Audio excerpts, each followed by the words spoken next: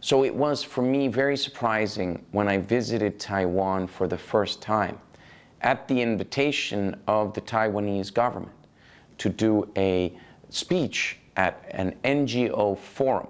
It was called the 6th NGO Forum of Taiwan, that I was asked by a ministry official from your Ministry of Foreign Affairs, from MOFA, that it would not be proper for me to criticize the CCP or Chinese human rights violations while I am in Taiwan. So this was a great surprise to me, because I believe Taiwan is a place of freedom of expression and constitutional democracy. I enjoy the rights of constitutional democracy, and I enjoy freedom of expression. So, of course, this was a surprise to me, and I refused to follow the instructions that President Ma's government were trying to impose upon me. Luckily, of course, because this is a democracy, I was not going to be arrested for criticizing the CCP. Human rights is a subject that sometimes has been politicized. It has been politicized by people who are less interested in truth and more interested in attacking a government because they disagree with it, or supporting a government because they agree with it. Human rights should not be subject to different analysis regardless of what politics the government involves in. Whether the government is nationalist or internationalist or socialist or capitalist or mixed economy, it doesn't matter. Human rights should matter regardless of who is in power. And so the undeniable fact is that the main human rights group, such as Amnesty and Human Rights Watch, had proven again and again that they engaged in politics when it came to analysis of human rights violations. For instance, the country where I was born, Venezuela, they barely criticized the dictatorship of Hugo Chavez. For years, the dictator was in power, and they didn't say very much. And this was a severe problem. It could have been addressed. The dictatorship of Venezuela could have been stopped if the international community had rallied. And the fact is that human rights organizations are essential to be the first ones to sound the alarm and say something terrible is going on in this country. If you take another example from history, Cuba. It took Amnesty International 12 years to adopt its first political prisoner. In other words, the person they adopted as a political prisoner, Armando Valladares, had spent 12 years in prison in Cuba. So the Human Rights Foundation was created to address a need for an organization that is able to provide neutral, accurate, objective judgment regardless of the politics involved. Does that make sense? Does that satisfy your answer? Okay, great. Well, it's interesting because the phrase troublemaker is a phrase that can be used to describe different kinds of people. There was a great American legislator who was involved in the civil rights movement, the civil rights movement for the rights of black people in the United States, who was constantly called the troublemaker. And he came up with the phrase, good trouble. You should create good trouble. There's a difference between creating bad trouble and good trouble.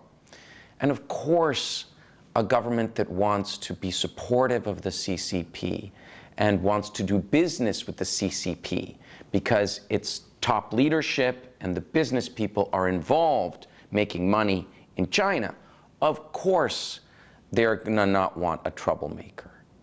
But the reality is, if you're an activist, if you're doing human rights work, you have to be a troublemaker. There's no way around it. So it was, for me, very surprising when I visited Taiwan for the first time at the invitation of the Taiwanese government to do a speech at an NGO forum. It was called the 6th NGO Forum of Taiwan, that I was asked by a ministry official from your Ministry of Foreign Affairs, from MOFA, that it would not be proper for me to criticize the CCP or Chinese human rights violations while I am in Taiwan. So this was a great surprise to me because I believe Taiwan is a place of freedom of expression and constitutional democracy. I enjoy the rights of constitutional democracy and I enjoy freedom of expression. So of course this was a surprise to me, and I refused to follow the instructions that President Ma's government were trying to impose upon me.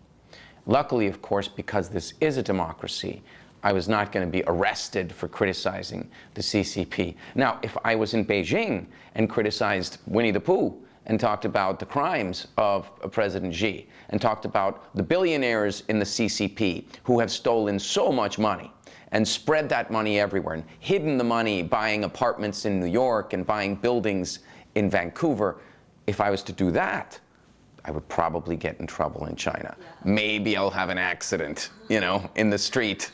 Maybe I'll fall asleep and not wake up again. But most likely they will say, get out. So that's the difference between a democracy and a dictatorship. And the very fact that I can have this conversation with you and criticize the former president and one of the leaders of the Kuomintang, then that's a sign that you have a healthy democracy. And so you should really take a moment and consider how important it is to cherish your democracy and exert it and confront power and ask power questions. That's very important. You know, you can't have a government that gives instructions to some people through the Ministry of Foreign Affairs. What is President Ma going to say? That wasn't me, it was my foreign minister. If he wants to blame his foreign minister, that is his right to do. Maybe it was a rogue operative inside the government not following instructions. Maybe that's the case, in which case it would be very good to hear President Ma talk about the human rights violations in China. It would be very welcome if President Ma talked about the importance of China to de-escalate and talk about how it is not planning to invade this wonderful country and subjugate it the way they subjugated Hong Kong. It would be very welcome if President Ma actually had his loyalty fully to the prosperity and liberty of the people of Taiwan. Well, I mean, depends how you pose that question. Is it more democratic than 40 years ago? Obviously. Is it more democratic than 10 years ago? Probably. Now, there are some problems. There are some issues that have not yet been addressed. But first, let me start with the optimistic side. The Taiwanese system is one that has accelerated so fast from dictatorship to democracy, and not just to elections that are free and fair, but to dramatically advanced ways of protecting the rights of others. For instance, you know, everything having to do with sexual minorities, everything having to do with freedom of expression. There are a lot of very positive things. Now, do I think that there are more things that need to happen? Of course. For instance, I do think that it's important that the defamation laws of Taiwan are not used to silence people, that that people operate intelligently around the issues of freedom of expression, and that the courts weigh more on the side of freedom of expression than on the side of defamation law. For instance, the way the current president has used the laws to seal documents, I think that's a little bit problematic. Government should be more transparent, not less transparent. And if there is something embarrassing about the government should not seal it and say, we're not going to look at these documents for decades and decades. That's not so good. The best disinfectant in a society is the light of the sun, is transparency, is information being open. That is something you will never get in China, but you have that in Taiwan. Taiwan is an example to the world, not just Asia, but to the rest of the world, how a people can go from dictatorship to one of the most vibrant, best democracies that exist. So do I think things are better in the last 15 years? Absolutely, yes. And I hope that that will continue. I think that the CCP, the control they have of their own people is something that is weak right now. They want to pretend that they're very strong. I think they're very weak. I think they need to externalize internal conflict. And one of the ways of externalizing internal conflict is by appealing to nationalism or patriotism, which in the case of a dictatorship is usually another form of fascism. And we saw that with Vladimir Putin, whose economy is in shambles, whose people are angry. So he created a war scenario and invaded Ukraine in order to externalize an internal conflict. That is exactly what the CCP is looking to do, externalize an internal conflict and say, look, we are amazing, we just got Hong Kong back. Even what they did was ruin Hong Kong's freedom. And they lied about what they said. They had the whole two systems idea. That was a lie. And they've proven it's a lie. And you have many Hong Kongers here, which does remind me one of the things your government can do and is not doing and should do is address the issue of people who seek asylum from Hong Kong and not be playing games with the asylum seekers. The asylum seeking law is very important. It should be done properly in this country. Having a law is not a bad thing, especially if it's done intelligently. Not like some of the European countries and their laws with regard to any asylum seeker. I'm talking about intelligently picking people based on politics and people whose culture and ideas are going to be matching with the ones here. And everyone who is fleeing Hong Kong, fleeing a free place, who are ethnic Chinese, should be very, very welcome here. I do believe that the attitude that in Taiwan the people should have is one primarily of reminding themselves of their history. This is a place that has never been under the control of the CCP.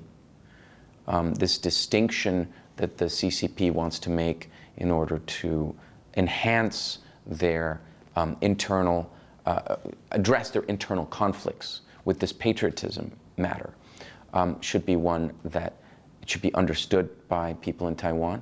And the people in Taiwan should prepare and be aware. And its government should also be prepared and prepared to defend their freedom. And that means doing so on every level. But the most important, of course, is education, information, and making sure the rest of the world knows about Taiwan and its struggle. And that is one thing that the Taiwanese government really needs to focus on, which is making sure the rest of the world knows what the issue is. Most of the world does not know that Taiwan has never been under the control of the CCP.